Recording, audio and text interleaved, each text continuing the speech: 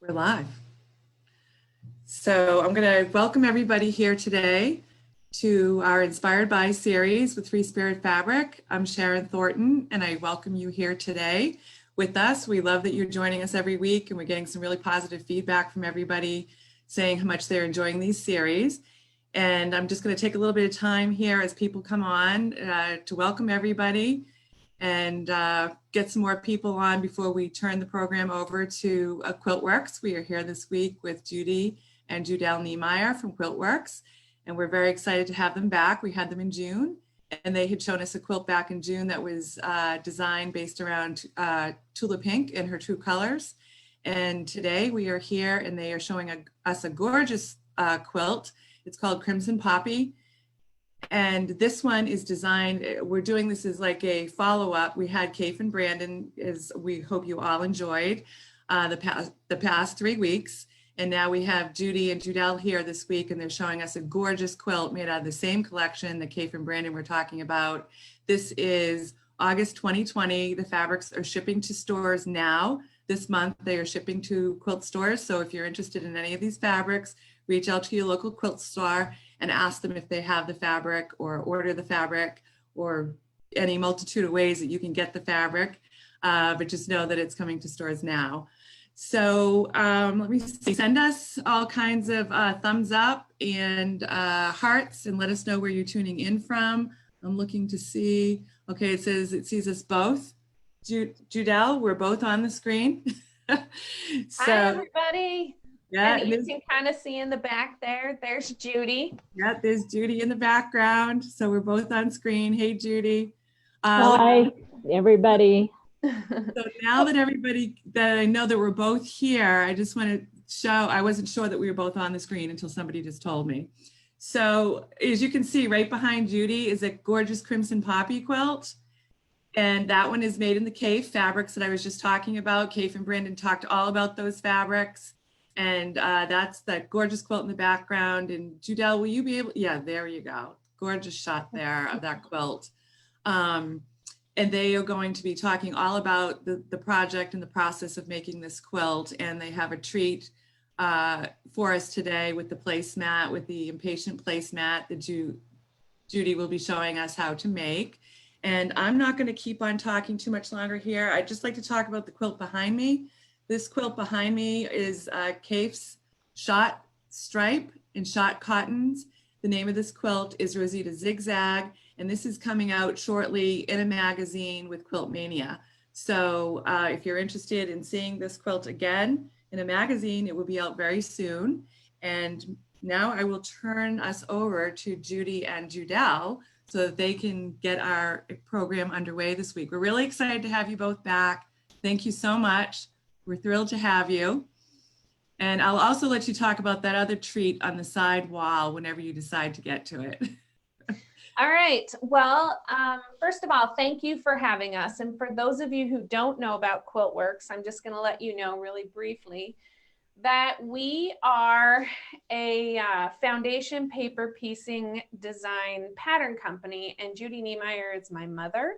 And she is the one who has been teaching and designing the process for foundation paper piecing over the years. I also have a brother in the background, Brad Niemeyer, and he is the one who drafts all of the pattern pieces on newsprint that you use to both cut with and to sew with.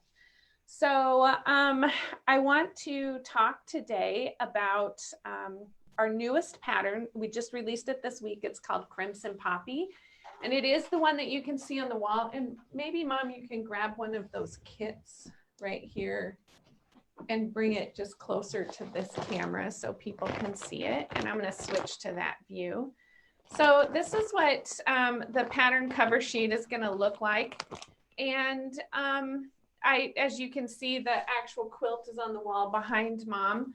It finishes to 68 inches square. Judel? Yeah?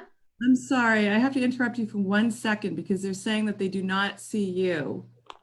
There's a delay, but hold on 1 second because I don't want you to show. I think we're fixed now.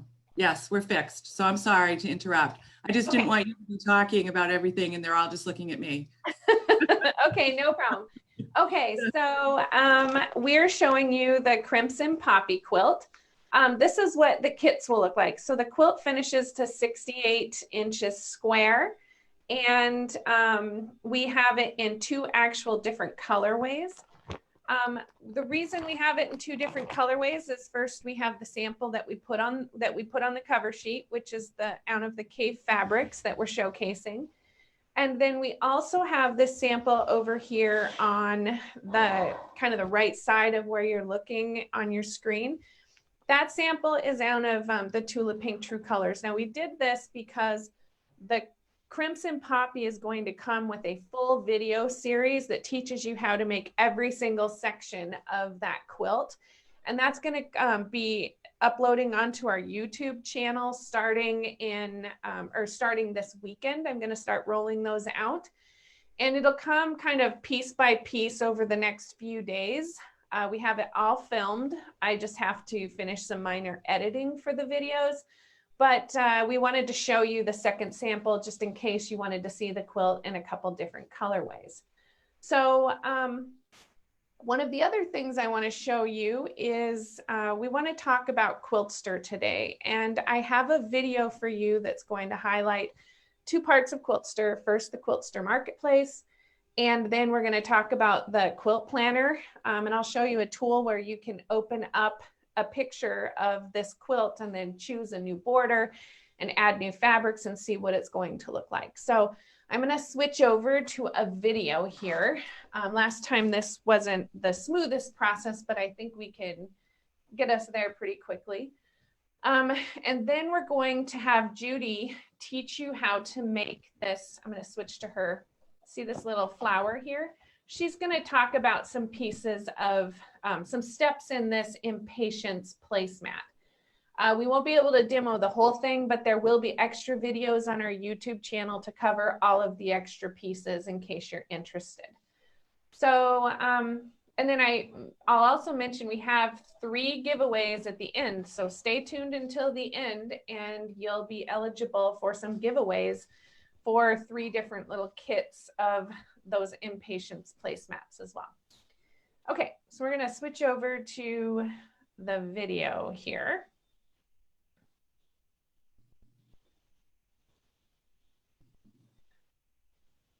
And make sure and turn your volume up if you can't hear it very well, but I'm about to press play. So as part of today's workshop here on the Inspired by with Free Spirit, I would like to give you a quick demonstration of 2 features in a program called Quiltster. Quiltster is a quilt planning software application that you can purchase. It allows you to open up patterns from different designers in the quilting industry and add fabrics to see what your quilt is going to look like before you make it. So we're going to talk a little bit about the marketplace today, and then we're going to do a quick overview of the quilt planner. So to start with, in order to use the quilt planner, Quiltster does require that you have a subscription, and there's a couple different subscription options. There's a monthly and an annual. If you have not used Quiltster before, there will actually be a button here that says subscribe, or I think you can get here as well on this sign me up button. So you can click there and you can see the different types of plans. If you're only going to work with one quilt, a monthly plan might be the right option for you. If it's a program that you really are excited about using and you do several quilts a year, an annual plan may be more appropriate. There are some areas of the program that you can get to without having a subscription, however, one of them being the marketplace. So we're going to click on the marketplace.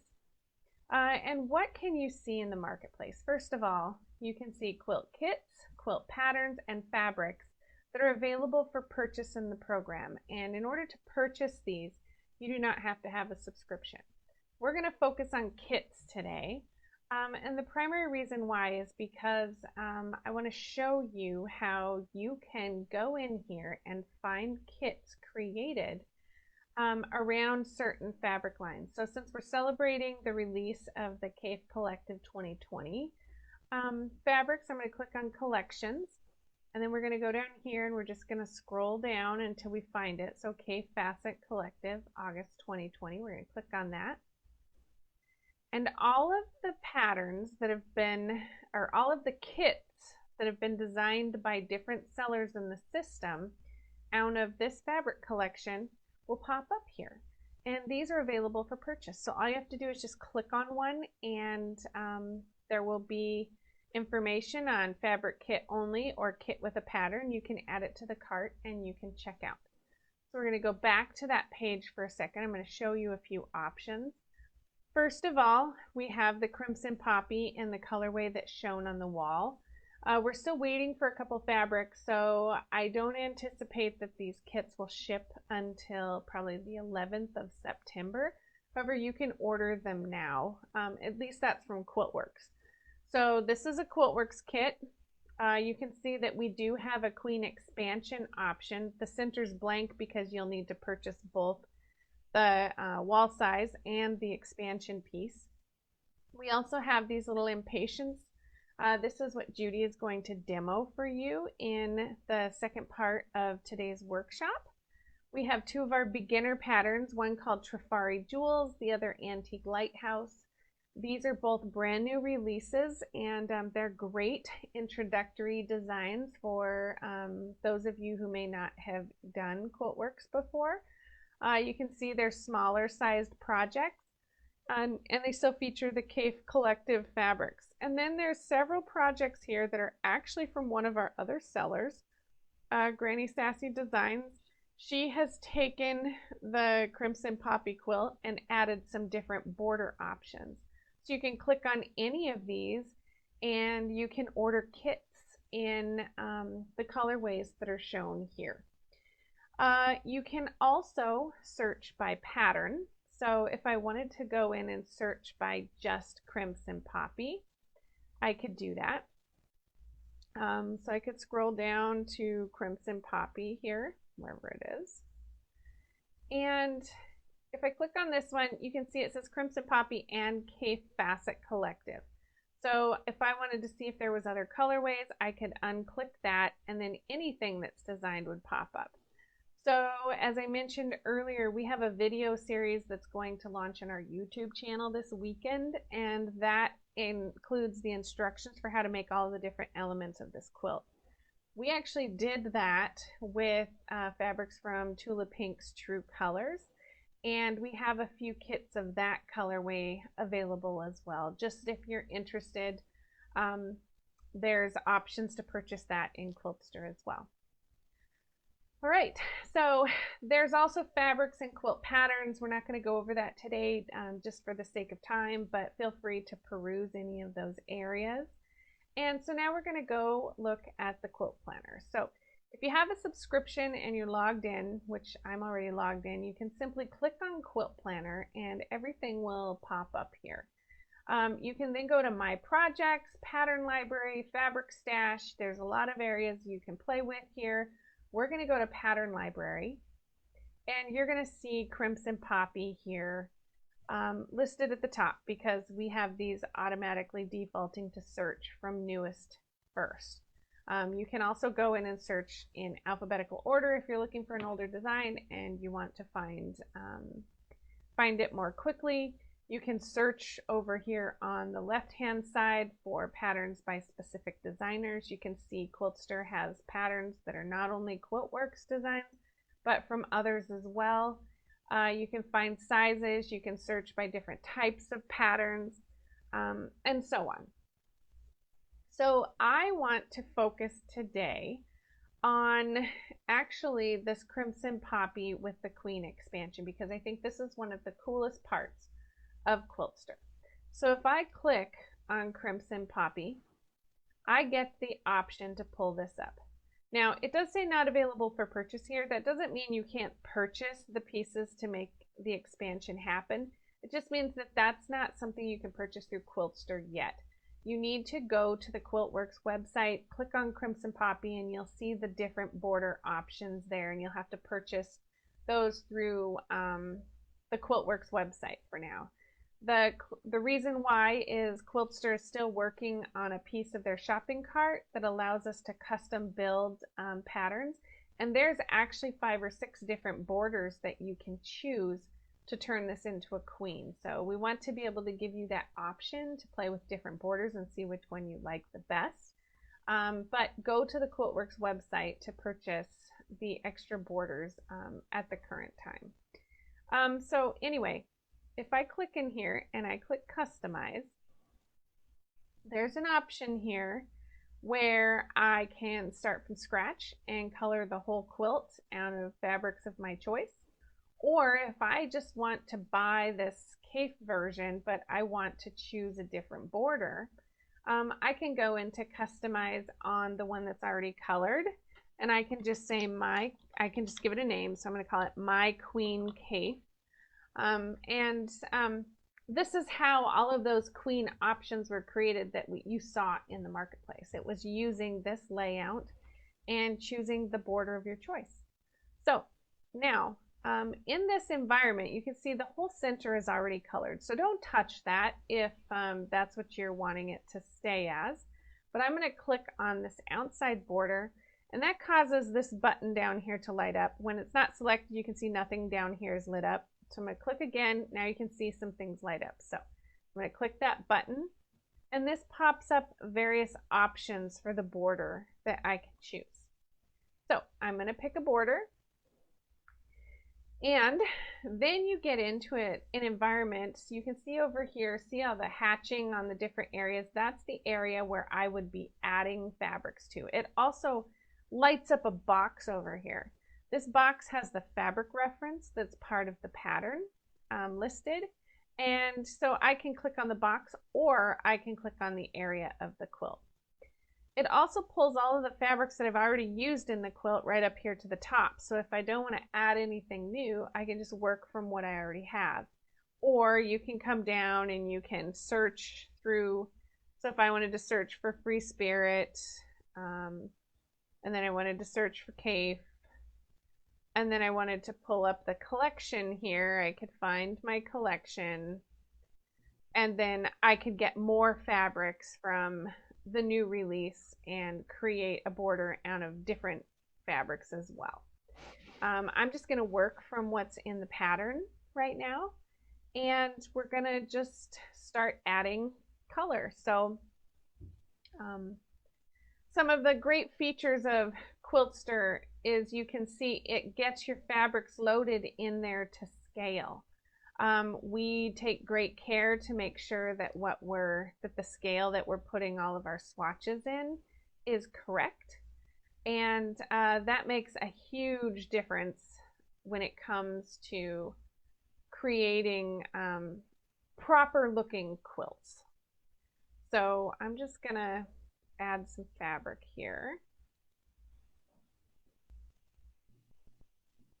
And you can see how easy it is. I mean, I'm really just clicking on the spaces as I go. So I'm going to actually use this so that I can be a little bit organized here in my process of adding fabrics to the geese, because I want my colors to repeat.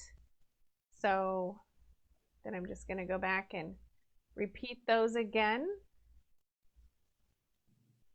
And now I can save that, and I can see what it's going to look like. If I don't like it, I can go back and switch out a few colors here and there. But I think this looks great. So it's saving, so I need to wait for it to save. I can also play with it a little bit if I want to tweak some things and see which version of it I like. I can click this duplicate button.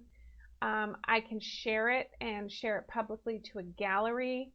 I can also click on details, and I can make sure that I've finished the whole project here. I can change the name if I want in this location.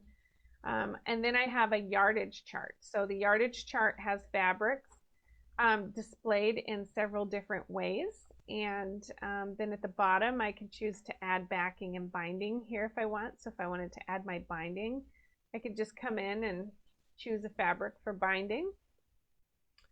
And then once I have it complete, then I can click this print button. The print button creates a document that can either be printed. So you can see there's two buttons here right underneath the quilt. So I can either click print and I can print this. I can print it in all of the 3 different yardage views that I've chosen here. Or I can click copy, and if I click this button, it copies a link for this that I can paste into an email and actually send to a quilt shop who might have these fabrics to help me put together a kit.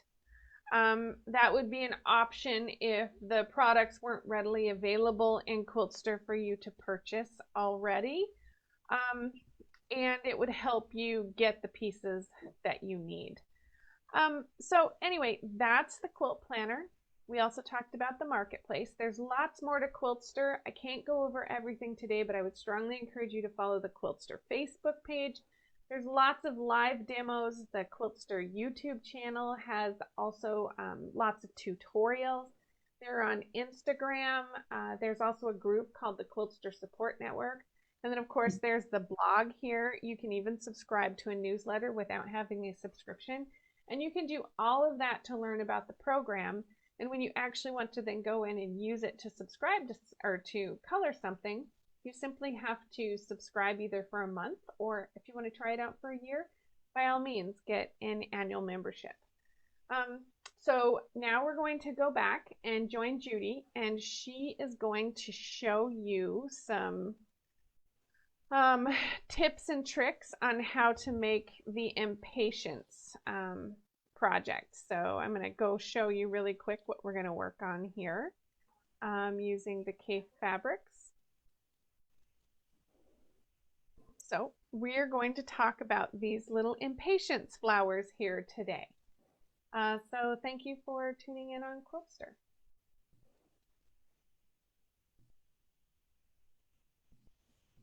All right, so I'm gonna give Sharon a brief moment because she's gonna just let people know what we're doing here, and then we're gonna switch back to Judy and she's gonna start the demo.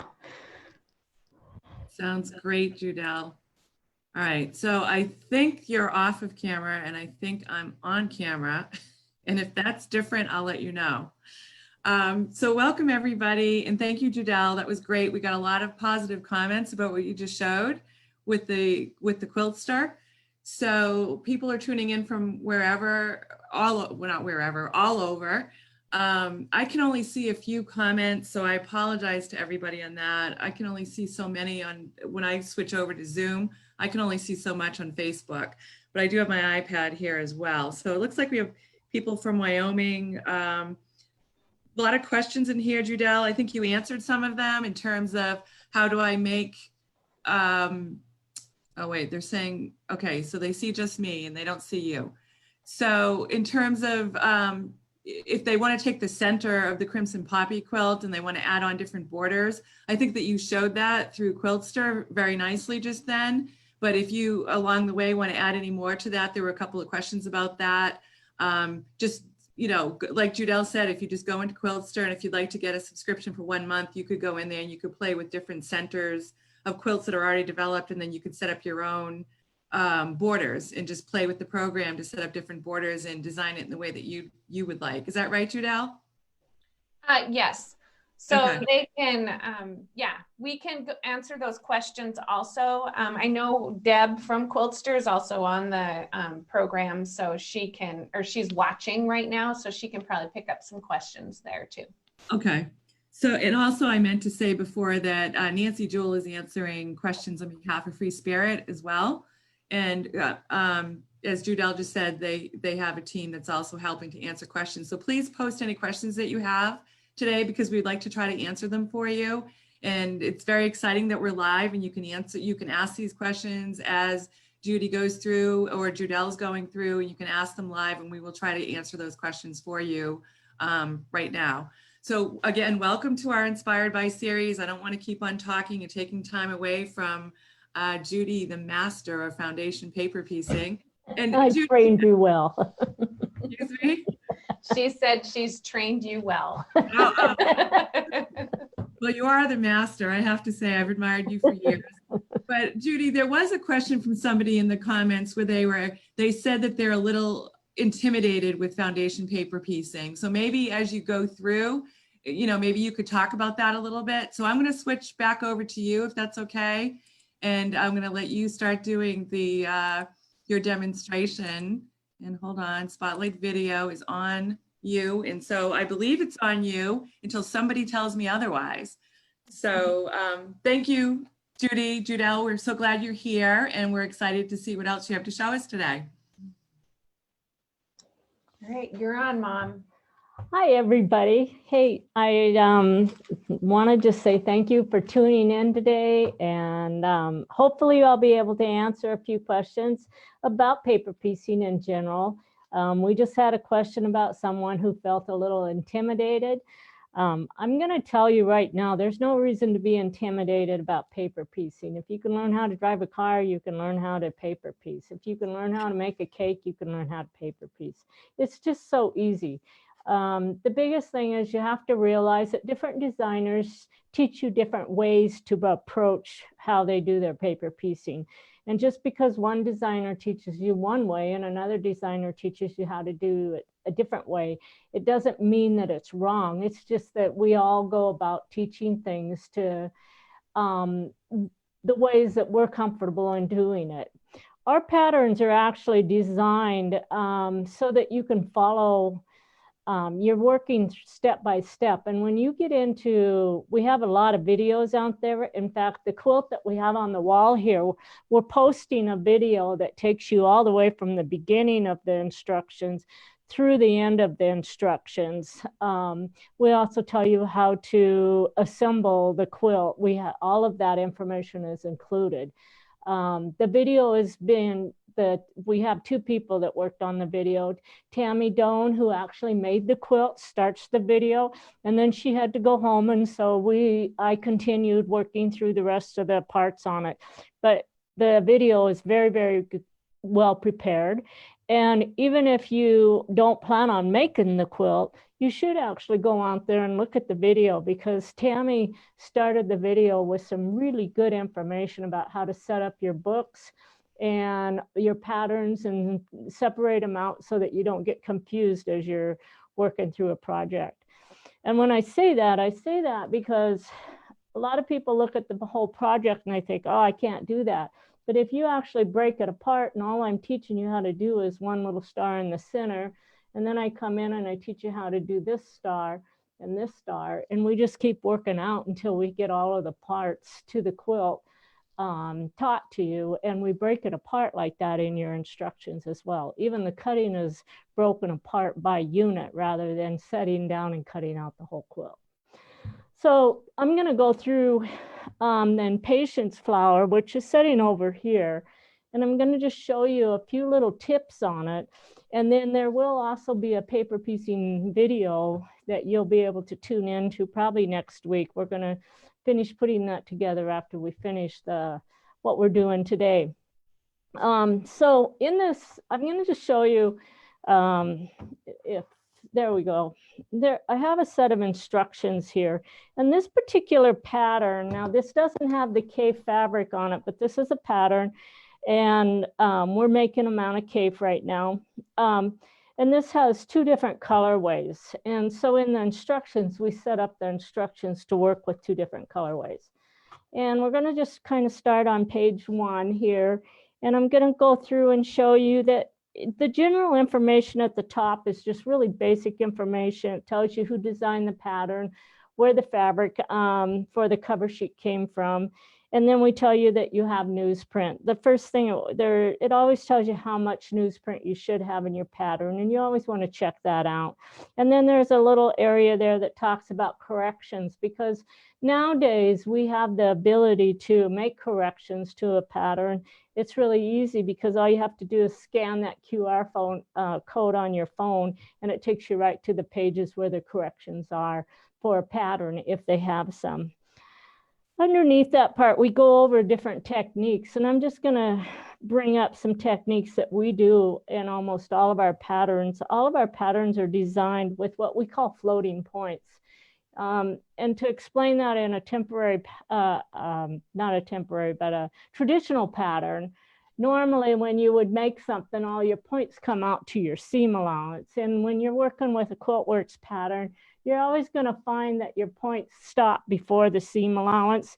Sometimes they'll float like a ½ an inch, sometimes 2 or 3 inches, and sometimes a ¼ of an inch.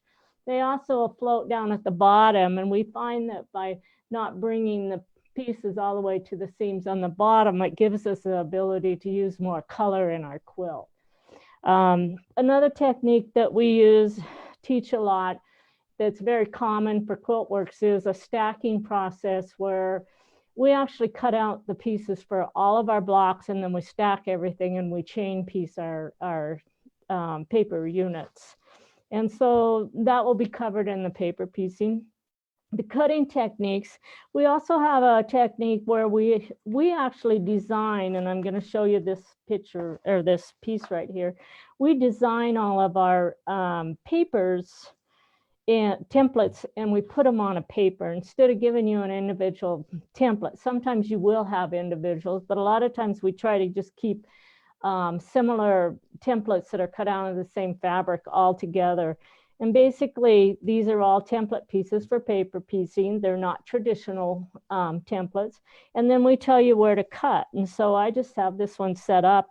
And what we do is we take our paper and we stack our fabric underneath it. So I'm using actually 5 different colors. So each one of my petals on my flower are a different K fabric. So I just put the colors that I have in here, and then I stack my 5 colors underneath there. So this is our stacking technique, and I'm just going to go ahead and finish this really quick to show you what we do. So if I look at this, it tells me what lines I want to cut on. And so we're just going to start cutting, and normally it would say cut line 1, cut line 2, cut line 3, cut line 4. This one actually starts with cut line 6, which is actually over here. And the reason why is because this is the second template that I pulled out of my stack. And all I have to do is just cut on these lines. And sometimes your paper will slide a little bit on you. And so what we use is a product called, it's a repositionable glue. And we'll actually just take this and put it on the back side of our paper, and then when you put that on, it doesn't slide on you. Another thing that we use is a paper clip, and I'll put the paper clips back on here in just a minute.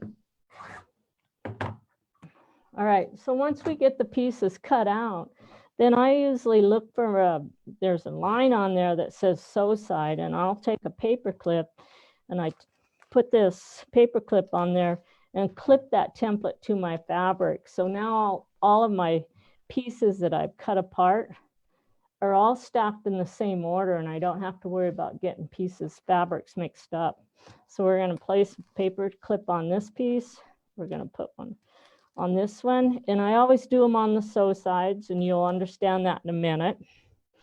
And then we're going to take this one, and this is my very first piece, and so it does not have a sew side on it, because that one, you're just gluing it under your paper. We also have our pieces over here, and we're going to take these pieces.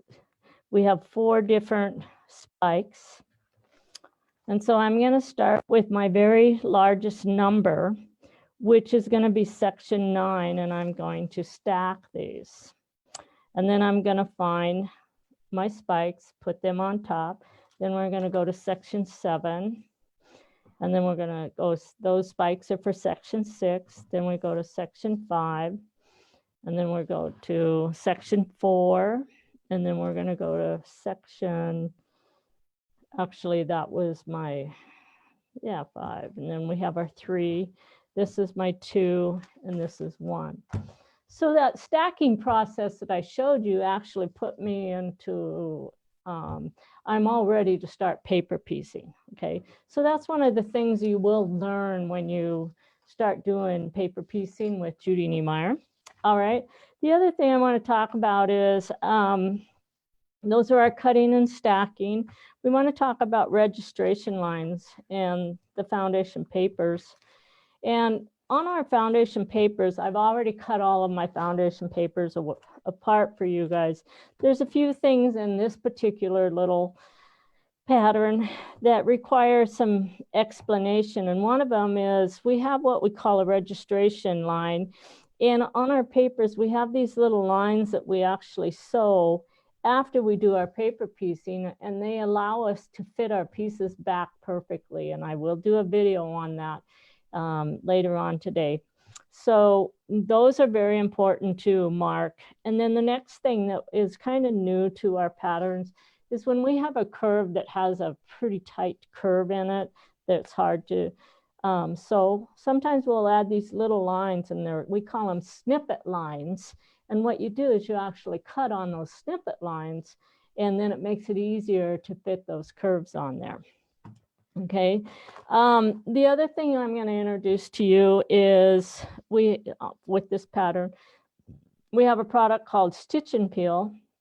And Stitch and Peel is actually it's sticky on one side. It's a rinse away product, and you can actually pull the paper off the back side of it and stick it down, and we use it for all of our applique. And we use this product in a lot of our patterns where we include applique. And on this particular quilt, we have what's called a creative binding. So doing a binding, and this is, I'm going to pull the flower down, and I'm going to go over the binding as well. But this binding, when we put this on, this is just like doing a binding around a wedding ring quilt.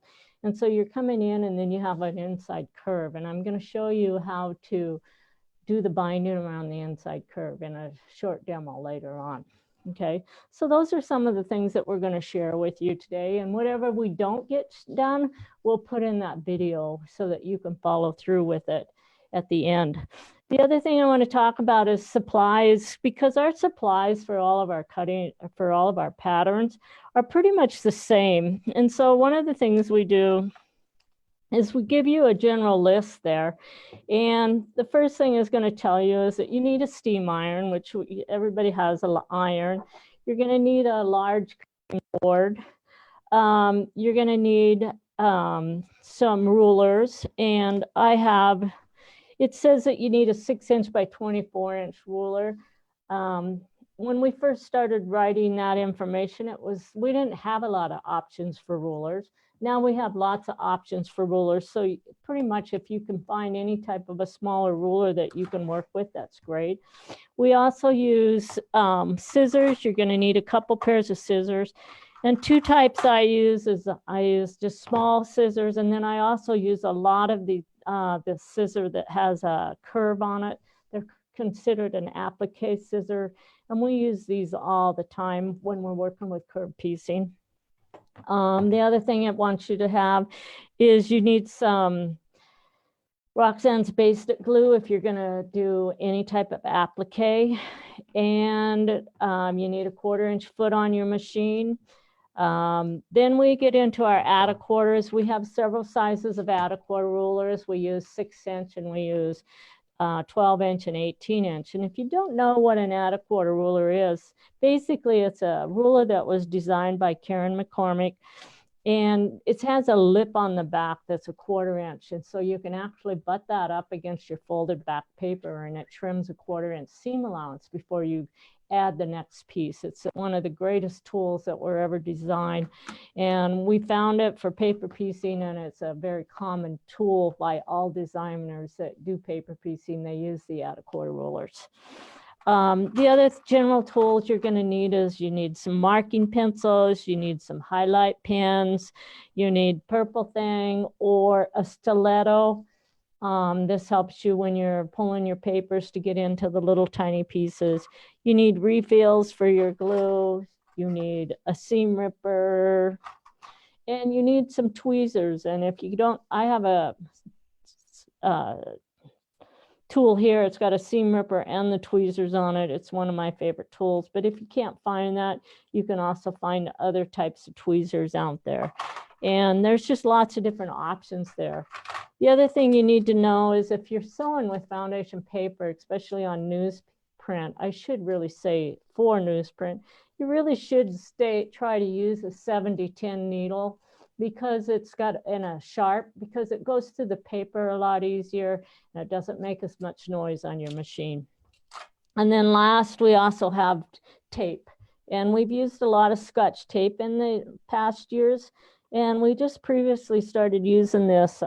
It's a paper tape and it's called Next Care. And we really like it because it actually, you can tear it and you can remove it from your paper without tearing the paper. So it's been a really nice tool to have. You're going to use your staplers, and then you're going to have lots of paper clips and lots of binder clips, not just one or two. You want a lot of them.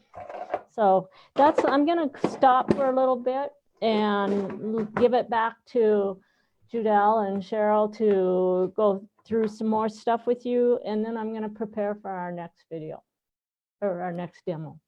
Yes, sounds great.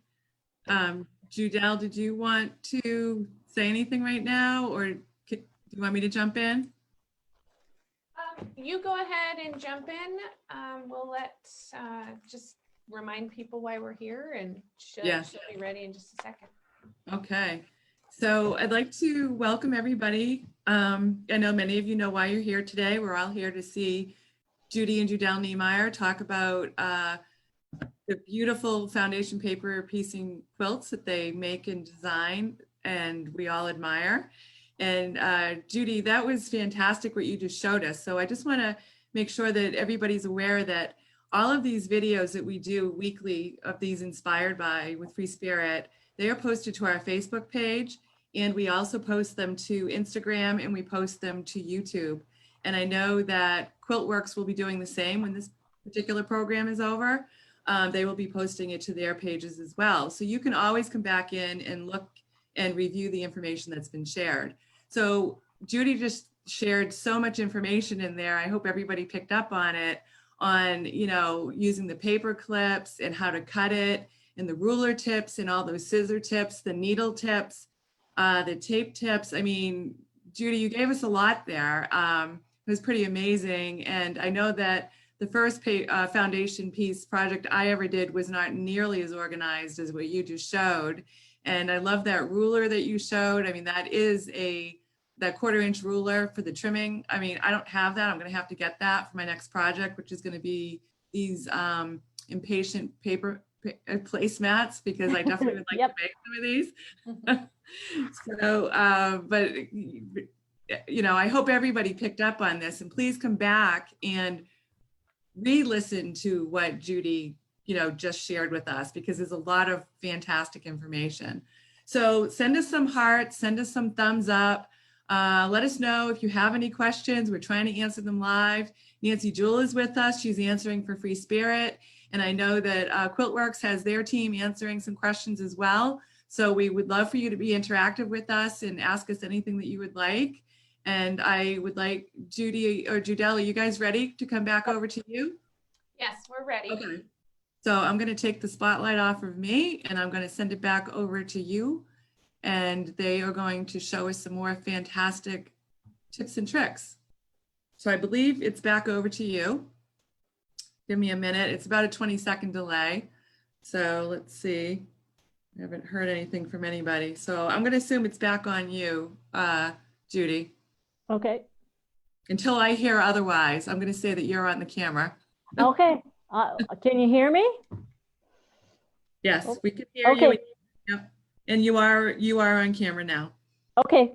All right. So I had told you kind of some of the things that we were going to go over. And one of the things I want to do is show you how to do some curved piecing. So this curved piecing is actually called, it has a little bit of an S curve. It has TRP lines, and I'm going to show you how to match those up, because the TRP lines are one of the best things that we've ever added to our teaching process, is because we use a lot of curves, and it just makes it so easy to assemble things. like on this pattern where we have all of the curves, you're going to have TRP lines that are going to match up. So it tells you exactly how to fit things together. So I'm going to show you how to do the curve piecing there. Right now, I want to show you on here, you can see that I've sewn a bunch of little strings. I hope you can see it. But anyway, there's all these strings on here, threads, I should say. And what they are is I've sewn little, stitched the TRP lines. And I like to stitch them. Some people like to trace them. But in the big picture, you really should stitch them until you understand what you're using them for. And once you understand how to read a TRP line and understand how it's being used, then at that point, then you can go back and say, oh, I don't need to stitch this one, I'll just trace it. But if you're new to it, just go through and stitch all of them. They're really easy to pull out. And the other advantage to stitching is you can actually see them from the front side of the fabric and the back side of the fabric. So what I'm doing is I'm cutting all of the excess threads off because I don't like to try to sew everything with all of these little threads hanging. So I'm going to take my rotary cutter and I'm going to show you how to actually cut around this piece. And I'm going to grab a ruler to help me out. So when you get papers that I have, sometimes you have to pay attention to the paper because sometimes it's straight and then it'll start into a curve and then the curve will turn another direction. And that's exactly the way the flower, we were trying to come up with the shape of a flower. So the first part of my line is actually a straight line. So I'm just going to cut straight there for a little bit. And then I'm going to take my curved ruler and I'm going to start rolling the curve, and I can just rotate that ruler as I go. And when I get to the inside, I'm going to flip the curved ruler over, and then we're going to cut along the inside of that curve. Judy? Yeah. We're getting a lot of questions on what is a TRP line. Could you explain that a little bit more? A TRP line is a registration line. And it's also, the reason for the T is that stands for transition. The R is registration, and then the P is point. So we just call it all three of them because it can be used for anything. When I'm writing instructions, I may refer to TRP 1, 2, 3, and tell you which ones you're supposed to be lining up as you're assembling something. Right. And I think that you had shown us in our last video that we did the importance of those TRP lines and what they mean to begin and stop at. Is that correct? That's correct. And I'm going to actually show you how to use them as soon as I get through cutting this. Okay. So I don't mean to interrupt. It's just we're getting a lot of questions. That's fine. I'm used to interruptions. We're doing a live class. I can do this better freehand, so I'm just going to hurry through. I do free motion cutting here. Now there's a sign of a professional, somebody using a rotary cutter with no ruler. Yeah, I'm just fast at it. But a lot of people like to use their rulers to protect their fingers. No, I look at it as being very seasoned, Judy. All right, so when we get to the bottom, there's a little curve there.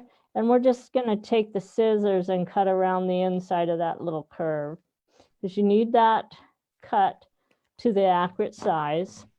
And there is a garbage can over there that I'm throwing everything into.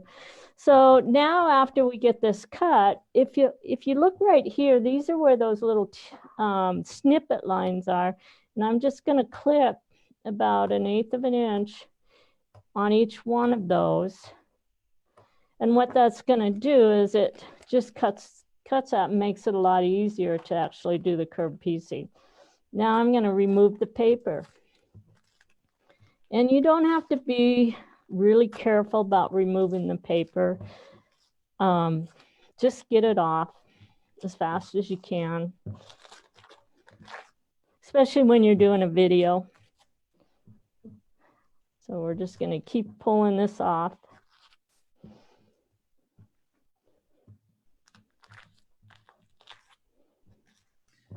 Judy, I wanted to also let you and Judel know that we have a lot of people tuning in today that are tuning in groups. They've gotten together and they're watching us, or you, not me, watching you.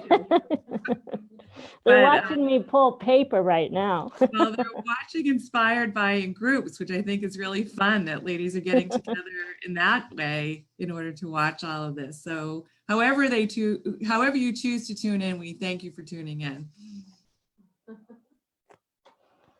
Okay, so I've just about got the paper off.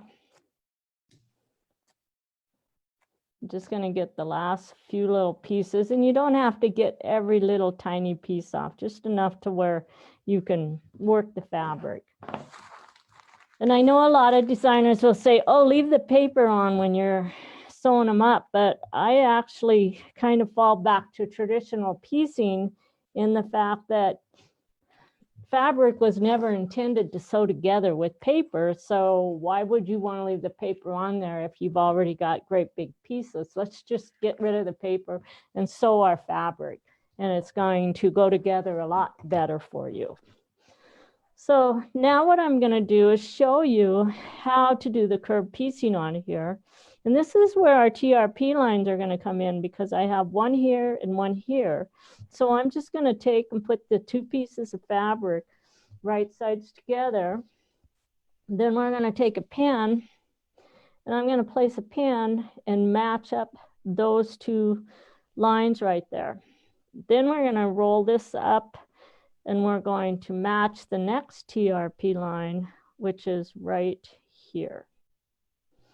So I can see it on the back and the front, and I know exactly where those two pieces have to match. I use a lot of glue, and so this is a fabric glue pin, and what I'm going to do is come in here, and I'm going to lift the fabric apart and put a little bit of glue, and I'm going to glue the raw edges right around that curve there. And then I'm going to flip it over, because my curve goes just the opposite direction. And I have this long tail, and this will happen a lot on paper piecing. Just get rid of that, because you don't want to sew that into your seam. It just adds a lot of extra bulk. And now I'm going to take this and I'm going to match it up. So my very first curve is going to start from here and sew to this. So this is what I call a transition point, because this is where my S curve actually comes around. So I have a curve here, and then it goes the other direction. So that's where the T on a TRP stands for.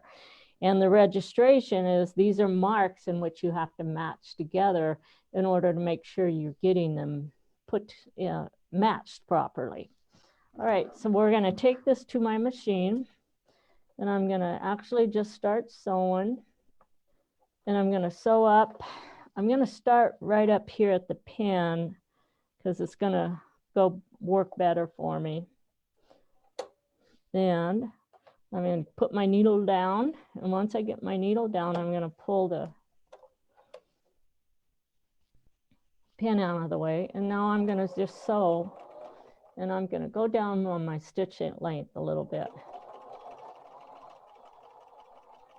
And I'm going to sew a 1/4 inch seam.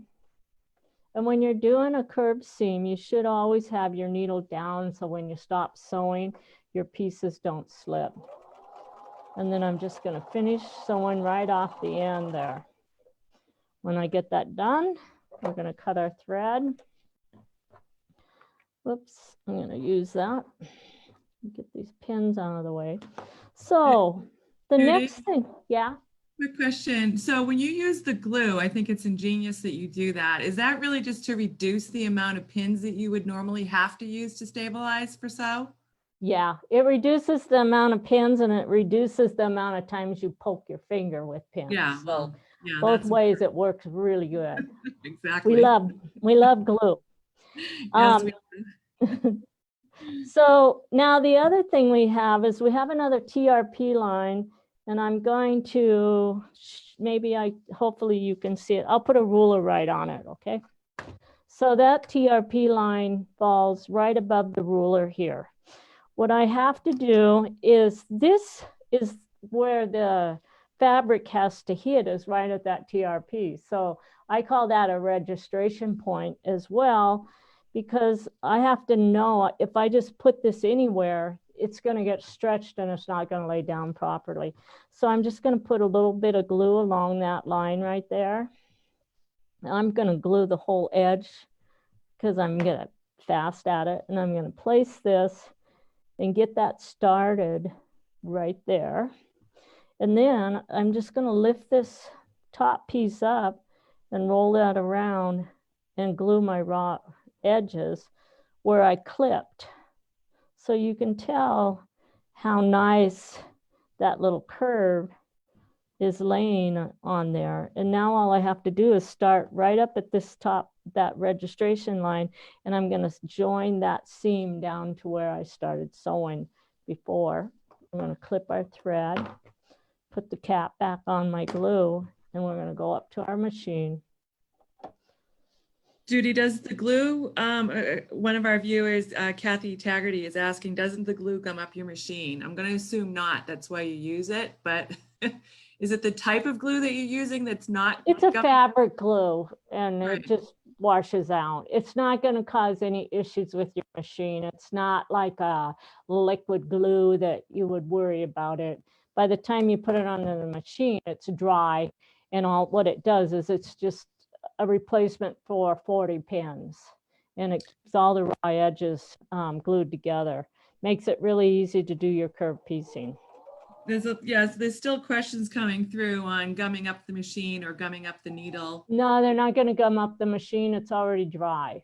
So Right, exactly, because you probably have it dries. No, most of the time it'll dry within 2 seconds. So I'm talking about the machine being dry. And then what stitch length do you recommend reducing to?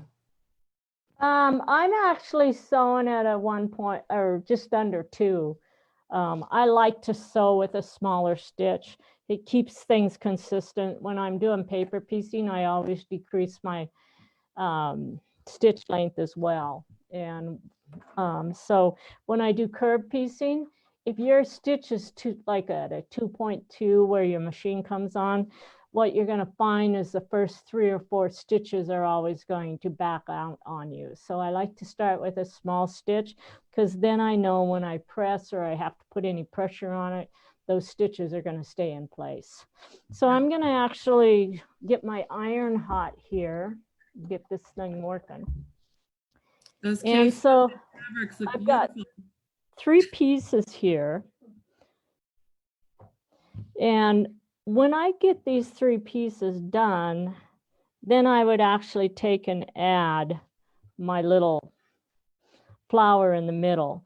But I want to show you guys how you have to press this. And I'm not going to sew the rest of the seams for you because I did one.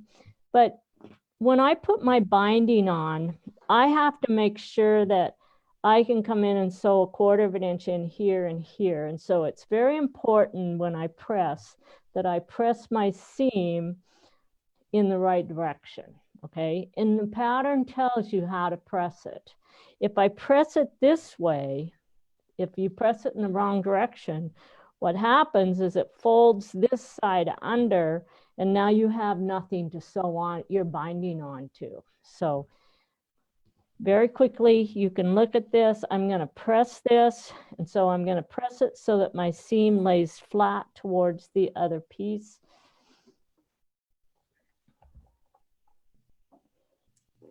What is the name of the fabric glue pen? Well, this one, All different types do you use? Do you recommend a certain type? It's really, it's kind of hard to say because this is just a brand name. So this is Fons and Porter, but the glue that goes inside of it, like you can buy these from like 15 different brands. I could go in and order them in and put Judy Niemeyer on it, but it wouldn't work any different than what this one does. So I don't worry about it.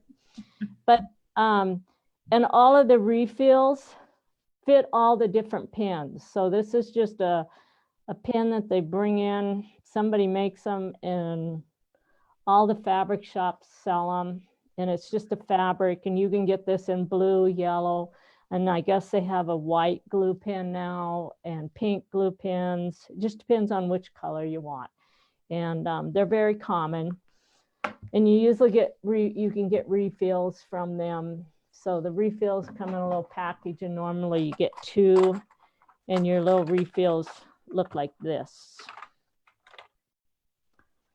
And there again, the refills will have all different company names on them, but they're all the same.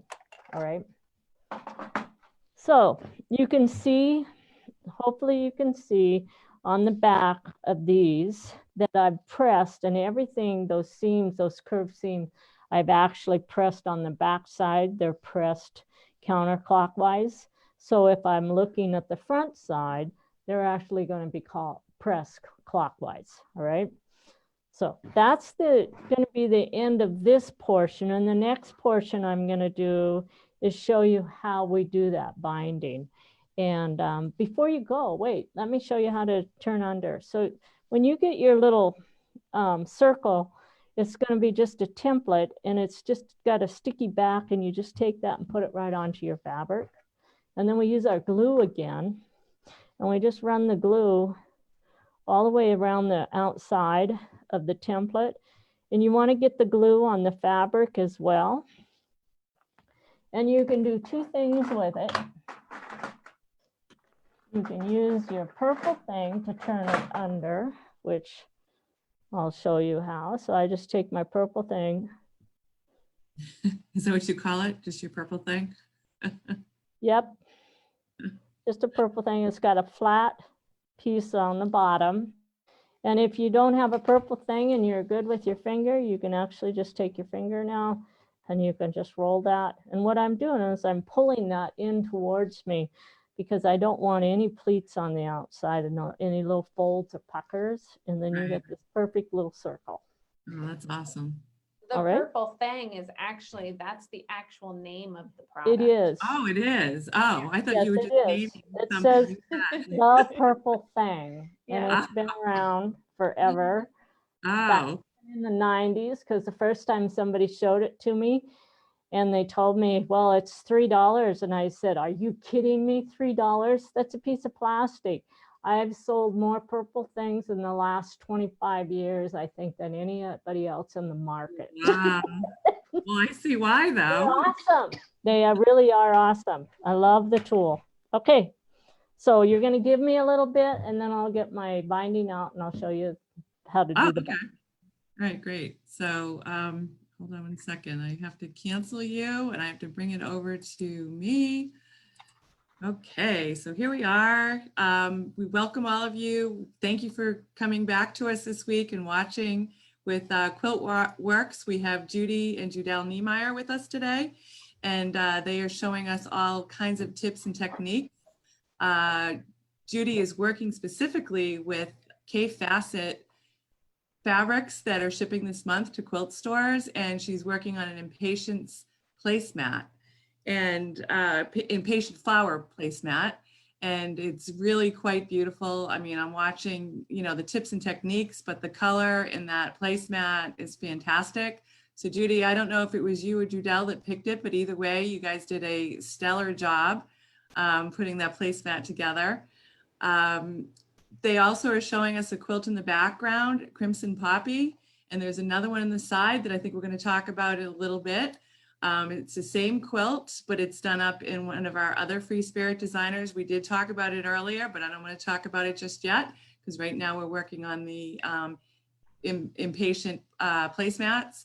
So Judy, are you ready for us to come back to you, or do you want me to? I'm ready. Okay. And So before she does that, I want to mention one thing. okay. Deb from Quiltster said that she actually has a $10 off coupon specific for this event. So if people wanted to try Quiltster for free for 1 month, they can actually use that coupon, and it's all caps and it's inspired by. Ooh, So if you don't have a subscription, you can actually go in and set one up for a month and apply that, or you could apply it to an annual subscription and get an extra $10 off. So wow, that is an awesome deal. So correct me if I'm wrong. So you're offering a $10 coupon off for a month free of Quiltster, is that correct? yes. So they can try it out for a month for free. If they don't like it, then they just go cancel their subscription before the end of the month. Or if they wanted to do it on an annual membership, then they would get an extra $10 off. So they would get basically a year's worth for the price of 9 months. Wow, that's totally awesome. Thank you for offering that. So I think that everyone should be sending us a lot more hearts and thumbs up for that. Thanks, Deb. Thank you, Deb. Thank you. Thank you for offering that. So I'm going to switch this back over to Judy so that we could see what she's up to. And wow, look, she's already got the binding on. I talked too long and now we don't, you know. I wish I was that fast. Okay, so I'm going to actually show you how to put the binding on, how to fold it, how to go around the inside curve. And then I'm going to show you an extra little tip that we do where we actually, when you look at our bindings, we actually sew this shut, and it's not hand stitched, it's actually sewn with the machine. And so we get a perfect little 45-degree seam right in between on each one of our little corners here. And I know it's going to be really hard for you guys to see, but I'm going to show you how I do that. So first of all, what we want to do is when you're working with any type of a curve binding, a scalloped edge quilt, you don't want to go through and just sew a whole bunch of strips together. Excuse me for a minute.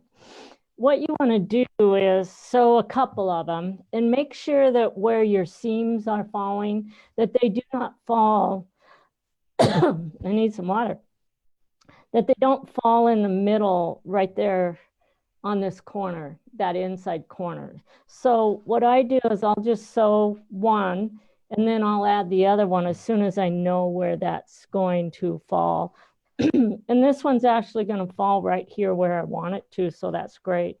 So we just have a 45-degree angle and we're going to sew that with our machine.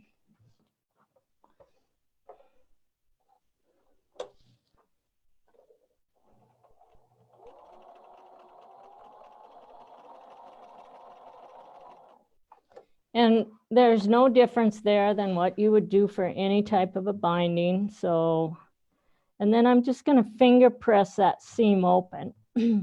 Now, when I'm doing a straight binding, I normally don't worry about finger pressing that. But when I'm doing something on a curve, I like to open that binding up because it reduces the bulk going around a curved seam. Okay, so the other thing is I want to show you is this pad, what I did is when I got done with the on this, I came in and I sewed a 1/4-inch seam allowance. And if you have a quilting machine, you can actually do that before you take it off your frame. And it's just a 1/4 inch in from the edge. The other thing I need to show you, and I need to grab a purple thing or so that I can show you what I'm pointing at here. Right here on the end of your purple thing, it's actually a 1/4 inch. And when you look at that, that little square on the purple thing fits right into a little square on your, where that corner is. And we have to come in here and we're going to stitch down to this end right here. And then when we get to this point, then we have to turn our piece and we're going to start going the other direction with it, right? Before we do that, we want to take a pair of scissors, and they need to be pretty strong, sharp scissors, and we're going to clip, and I'm going to clip this down almost to the inside of where I showed you that little square was. And because I did the basting stitch, I can see exactly how far I need to clip. So see, I've clipped a V into that spot right there. All right. Now I'm going to take this to my machine and I'm going to use my glue and glue this just because I think it'll be easier for you guys to see what I'm doing. So I'm just going to run my glue right around the outside edge here. And then we're going to take this bias binding. Now the bias strips are actually cut 1 3/8 inches And it's a single binding. When I used to do it, when I first started doing this technique, I did a double folded binding. But when I get into curves, I just have found that I really like the single binding better than being folded in half.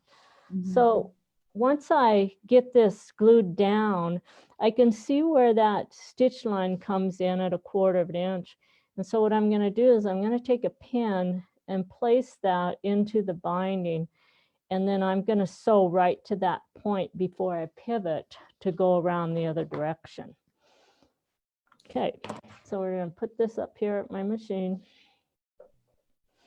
And I wanted to use a regular stitch. I don't want my tight stitch, so I'm going to go back up to a 2.2, which is what my machine comes on. And then we're going to start sewing 1/4 of an inch. And notice I'm not using any type of a walking foot because I'm working with a curved seam, and a walking foots, they're so wide and they don't turn around on a curved seam. So you want to just use a regular foot, and the smaller your foot, the better, the easier it is to sew it.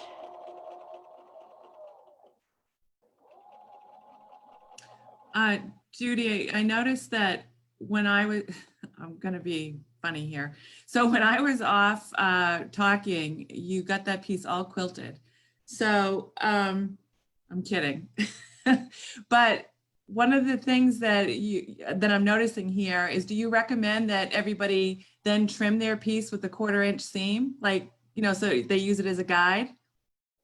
You mean when they're all done with their quilting? Right. Well, when they're quilting it, they've already, before they put it on the frame, the paper, it's already been trimmed down to the exact size it's supposed to be. And so then they just sew that stitch line around. So you're not really doing any more trimming on it. Okay, but that's a 1/4 inch, and is it just kind of being used as a guide? I'm sewing exactly 1/4 of an inch. Right, okay. Right around the curved edge is exactly 1/4 of an inch. Right. Okay, Yep. so I've stopped and I'm right where I put that pin. And so now I need to pivot. So I'm going to lift my pressure foot up and I'm going to pull that pin out.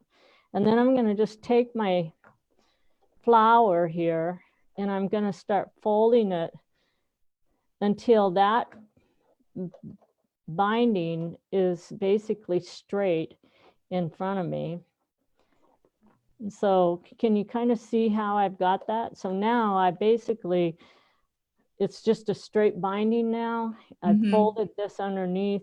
And when you do that fold, you want to make sure that the part that you're sewing is the part that's next to the machine. So I'm going to sew onto this piece and the folded part's going to be on top of that.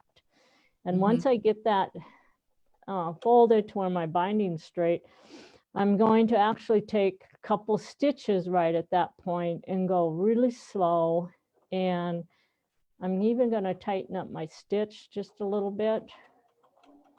And then I'm going to go back up to my normal stitch and we're going to start sewing again. And I'm going to sew up about halfway around that curve and then I'm going to stop.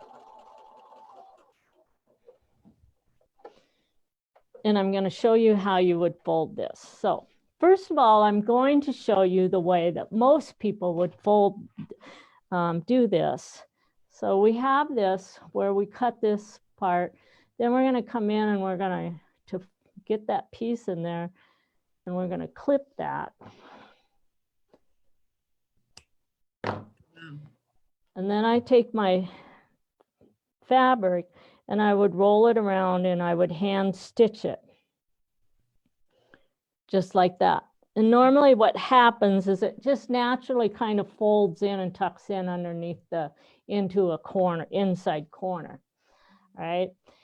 If you're going to put this in a show, when they start looking for things to criticize you for, because normally when we put something in a show, we're asking somebody to judge it and tell us whether or not we did a good job. And then we get upset because they told us we didn't do a good job. So I always laugh because if you don't want their opinion, don't put it in to be judged. So, but one of the things they do is they look to see whether or not you've hand stitched that down on an inside curve whenever you're working with any type of a scalloped edge. So I refuse to go in and hand stitch each of those down, and I've figured out a way that you can actually do that without hand stitching. So I'm going to go back to my very first ones here, and so I'm going to do this again. So I'm going to take this and fold the binding, this folded down flat inside between the two pieces, and I'm going to take my scissors and I'm going to clip that. So now I've clipped in my binding and my other, so now I have kind of a V in there.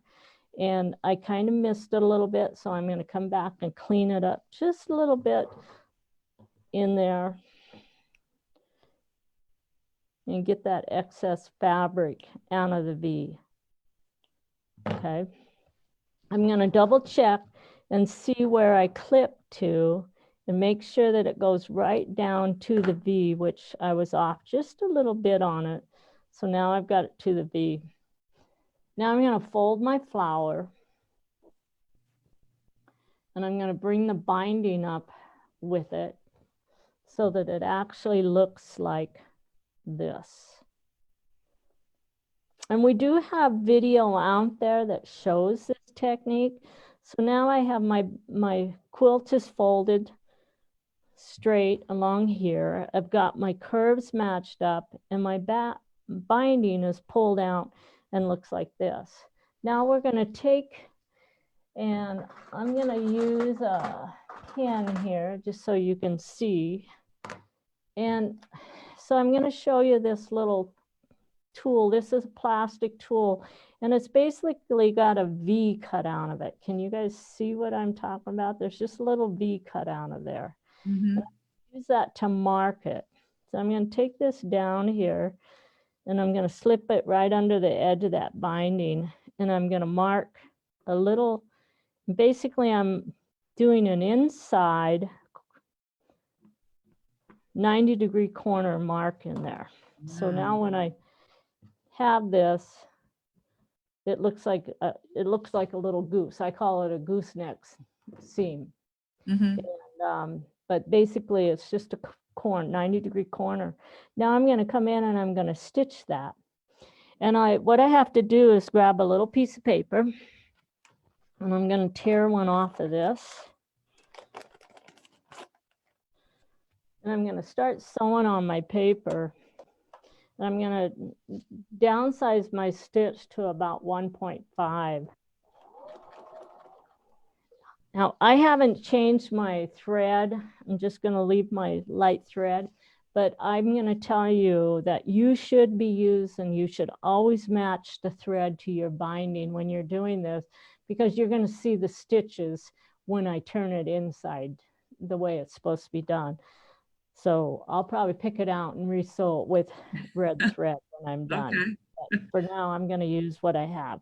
Now I'm going to take this and put this under my machine pressure foot here, and I'm going to start stitching on that. With the paper, I can keep stitching. I'm going to stitch right up the fold of my fabric, and I'm going to sew on that line that I marked. And when I get to the corner, I'm going to stop, and then we're going to pivot. I need to go another stitch, it looks like. Just a little bit further. One more stitch. And now we're going to turn it.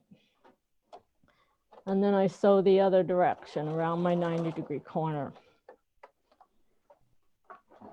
Now, when you look at the back, I'm going to mark it so you can see what I did here with this pencil. So I actually sewed just like that, and you can see where my stitches are. And now I'm going to pull that paper off, and I have a 90-degree corner sewn in there. I'm going to clip those. Then we flip it over, and we're going to fold our binding down. We're going to fold it halfway, and we're going to fold until we hit where the end of that stitch is, and that's going to be stitched down. And I'm just going to put some glue on it. That's amazing. I have my nose pressed to the screen right now, Judy. I mean, that is amazing. What you Yeah, do so good. this is one that you have to practice at, but if you're looking to do a perfect binding, this is a really cool technique. Yes, that is amazing. So you've been gypped out of one too many blue ribbon. That's what I'm thinking. And so you Yeah. came up with this technique. So now when I look at it from this side, I actually have, it's a sewn as a 90-degree corner. It's just sewn right around there, and there's no having to go back and do hand stitching. Yeah, And yeah. just do that on all of it. Now, it takes Wow. time to do that on a queen size double wedding ring quilt. It'll take me a couple hours to get all of those little V's sewn in there. And I used to tell myself I would never do that. That's just a lot of waste of time. But I've become a little anal about it. Now I have to do it. So, Right. because it does look really nice. It does. It's amazing. I want to thank you guys for watching, and you can tune in probably sometime next week. Judel should have the video out that shows the paper piecing technique for doing the little flowers. All Oh right. my gosh. I want to say thank you for joining us again. Well, And thank you for coming on. We love that you've come on. So thank you so much. So, do you want to say anything more about the Crimson Poppy quilt behind you or anything? well, I can tell you it's really fun. I love the fabrics. They're just really vibrant, and Tammy Doan did a fabulous job sewing it together. And when I made the one, finished up all of the video for the other one I'm going to show you, it was a lot of fun to assemble. Great patterns, because there's lots of video out there on how to do these quilts. Mm-hmm. Hey, Judel. Everybody. Are you showing us the other quilt over there? Do we want to talk about that one now too? Well, all we need to really say is that that's the colorway we're making in the videos that will be on the YouTube channel. I'm editing those as we speak, and I'm just going to start releasing them, and the videos will be done by unit. So Mom mentioned we'll show you this unit, then we'll show you this unit, then we'll show you this unit. So there will be a series of videos that that you watch piece by piece in order to make the quilt. But we're excited about the fact that we're going to have more video out there to teach people all of the steps they need for this one. Well, we're all excited too. So we said in the beginning that that quilt that's in the background on the right of Judel and the right of Judy, that quilt and the quilt behind Judy, Crimson Poppy. So the one behind Judy is Crimson Poppy and Cave Facet fabrics that are shipping this month to quilt stores. We can see through you, Judel, no worries. And then the quilt on the right is made out of Tula Pink's True Colors.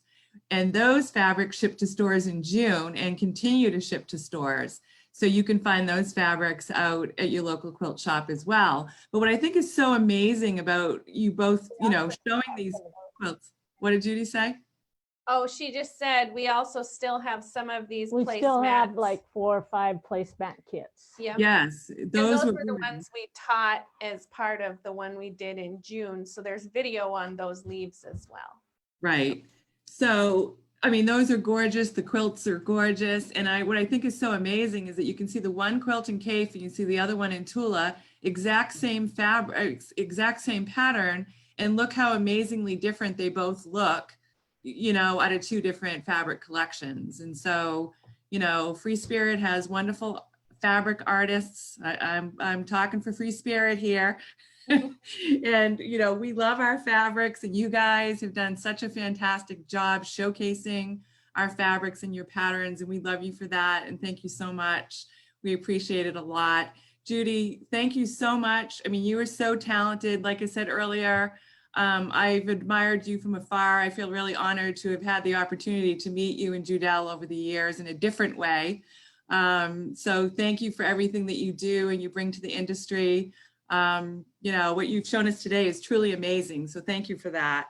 And Judel, are there any other things? I mean, I know we wanted to talk about, here, I'm going to take the spotlight. We'll both be on.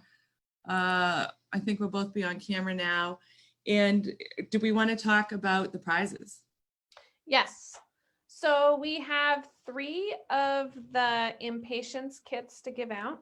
So I'm going to ask a couple questions, and then I guess the first person who provides an answer will be the ones who get the kits, and they'll all be questions from the presentation that we did today. So if you tuned in for the whole thing, hopefully you remember the answers. So the first one is going to be Judy called she had that 90-degree corner, and she called that little corner something. She said, I call this a blank binding. What did she call it? So that's question number 1. That's a good one. Corner, a blank corner. Sorry. Blank corner. So that's question number 1. Okay. Question number 2 is, what was the official name of the little purple tool that Judy showed that she used for a few different steps and projects? I kind of gave you a hint in what I said. You just did, yeah. But there's more to it than just purple, but it's purple something. Okay. So then the third question is, she showed you the little applique circles that go in the center.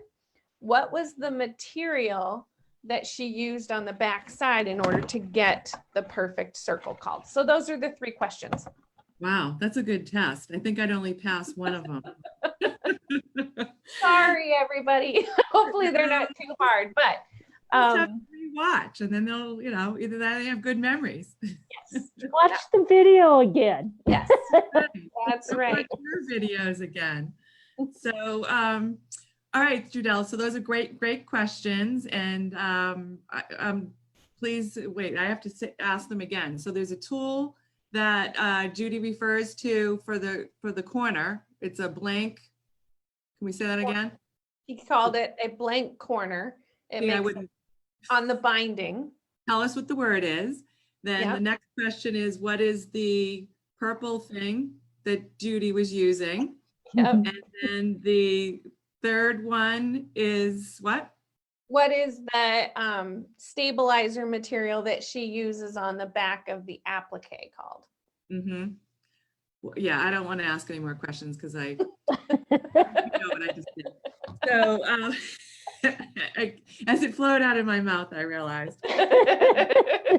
Anyways, well, those are great. So answer those questions if you guys would all like to win one of those kits, and we will be picking, our team will be picking a winner. Sarah will randomly go in and pick a winner for that. I'm going to have to try and tell Sarah what the answers are, since I only know one.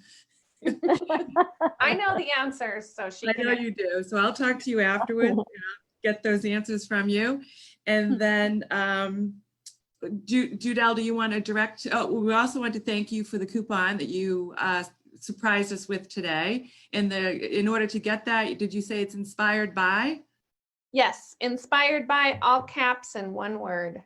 Okay, so that's fantastic. So thank you for that coupon. I know all our viewers, we're getting tons of hearts and thumbs up for that. So thank you for all of that. We got them every time we talked about it.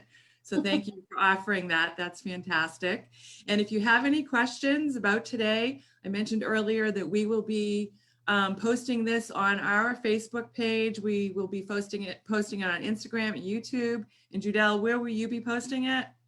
So I'll be putting it on our YouTube channel, and then we'll also have all the extra videos on our YouTube channel. So go out and subscribe to quiltworx.com on YouTube, and you'll get a notification then that we've posted it. We'll also be putting the video on our Facebook page. It might be a couple days before we get it posted, and then we'll post probably some portions of it on Instagram TV. So it's going to be out there for you guys to find. Lots of places. And we would like for, if anyone has any questions, to come to quiltworx.com or quiltster.com. Is that correct? Yes. And if you go to Quiltster, quiltster.com, or go to their Facebook pages and follow their Facebook pages, there's also groups. There's a Quiltworx support network. There's a Quiltworx kits and classes group that you can join. And then there's also a Quiltster support network. So you can find those groups as well, follow us there, ask questions if you're new to this, or just hang out for a while and get, inspired by all of the different quilts that all of our avid quilters make. And anyway, we hope to see you in all of those places over the next several months. Yes, we do too. And if you have any questions about FreeSpirit Fabrics, please come to our website. It's freespiritfabrics.com. You will see the fabrics that are shown today, the K facet fabrics, as well as Tula Pink fabrics, and our plethora of additional designers that we have. We have beautiful, beautiful fabrics. And if you're not familiar with many of our designers and fabric lines we carry, please go there and take a look. There's also projects that we offer on our inspired, it's a projects tab, and we have an inspired by tab. We also have programs that we run, and you can see all the different programs that we have going on. And we have a program, Say Yes to CAFE, the CAFE Collective. You might want to go in and take a look at that as well. That program has just been extended to, I forget the date, I think it's early January that we've extended that to. We have all kinds of prizes for that, so we really recommend that you go in there and take a look around and see what we have. And so thank you very, very much to Judy and Judel. We love having you. I hope that we can have you again in the future, because I know that we have some other projects. Well, Judy We'll be here. Yes, well, Judel has helped us with a lot of inspiration. So I'm hoping that we can team up with some of that in the future, Judel. And maybe we can have you and your mom back on again to help, show us all those projects as well. So thank you so much, ladies. Thank you, guys. And thanks everyone for tuning in. Yep. Yes, we love you. Thank you, Judy, for all the tips. Thank you, Judel, for the coordination. And thank you to all of our viewers. Please come back and see us Thursdays at 3:00 p.m. for Inspired By. Thank you, everybody. Bye. Bye. Bye.